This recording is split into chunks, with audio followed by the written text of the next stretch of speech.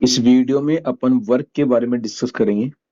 Work क्या होता है? वर्क होता है जब हमने किसी बॉडी के ऊपर कोई फोर्स लगाया, उस बॉडी में क्या आ जाए, डिस्प्लेसमेंट आ जाए, तो उसको हम क्या बोलेंगे? वर्क बोलेंगे। जैसे मेरे पास यहाँ पे एक हमने ऑब्जेक्ट लिया है जिसका मास कितना है हमारे पास m।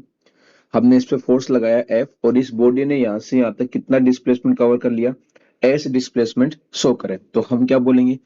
वर्क डिफाइन ऐसे होता है, product of force and displacement. तो मैं लिख सकता हूँ वर्क को F इंटू में S। ये हमारे वर्क का फॉर्मूला हो गया according to class 9th।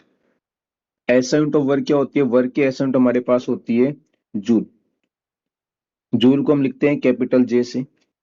Work done can be negative, positive और जीरो। जो हम वर्क कैलकुलेट करेंगे वो जीरो भी हो सकता है, पॉजिटिव भी हो सकता है, नेगेटिव में आ सकते हैं। और नेगेटिव में कब होगा?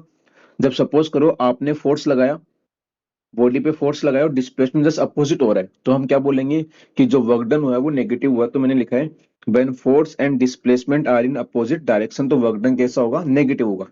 पॉजिटिव कब हुआ? जब फोर्स और डिस्प्लेसमेंट एक ही डायरेक्शन में हो। जीरो कब होता है? जब फोर्स और डिस्प्लेसमेंट एक दूसरे के हो, परपेंडिकुलर हो। मतलब हमारे पास ये बॉडी है, एम मास की, फोर्स हमने लगाया ऊपर, लेकिन सपोज कर लो इधर मूव कर रही है, तो हम क्या बोलेंगे? इस फोर्स ने कोई भी वर्क डन नहीं करा, इसका वर्क डन कितना हो गया? जीरो। हमारे पास एक प्रॉब्लम है, इसमें हमें फर्स्ट पार्ट दे रखा है, फाइंड द वर्क डन। मास है 5 kg का, फोर्स है 10 न्यूटन का, डिस्प्लेसमेंट हुआ है 10 मीटर का। तो हमें दिख रहा है बॉडी इस तरफ मूव कर रही है, फोर्स भी इधर ही है, दोनों एक ही डायरेक्शन में है। तो वर्क डन कैसा आएगा? पॉजिटिव आएगा। वर्क डन कितना हो गया? फोर्स इंटू डिस्प्लेसमेंट, तो 10 इंटू 10 वर्क डन हो गया हमारा 100 जूल। जरा सेकंड प्रॉब्लम है, ये इंपॉर्टेंट है। Find the work done by gravity. ये हमारे पास 5 kg का ऑब्जेक्ट है, हमने इसको यहाँ से 10 मीटर की हाइट पे ले गए, ठीक है। तो हम बोल रहे ग्रेविटी ने कितना वर्क करा, तो आपको पता होना चाहिए कोई भी बॉडी अगर उसका मास m है तो ग्रेविटी इस पे नीचे फोर्स लगाती है, कितना लगाएगी? mg। ये बॉडी जा कहाँ रही है? ऊपर, तो ग्रेविटी का फोर्स नीचे है, डिस्प्लेसमेंट का और ऊपर, दोनों क्या जस्ट अपोजिट है, तो वर्क डन बाय ग्रेविटी क्या होगा? नेगेटिव होगा। कब? जब बॉडी ऊपर की तरफ जा रही हो।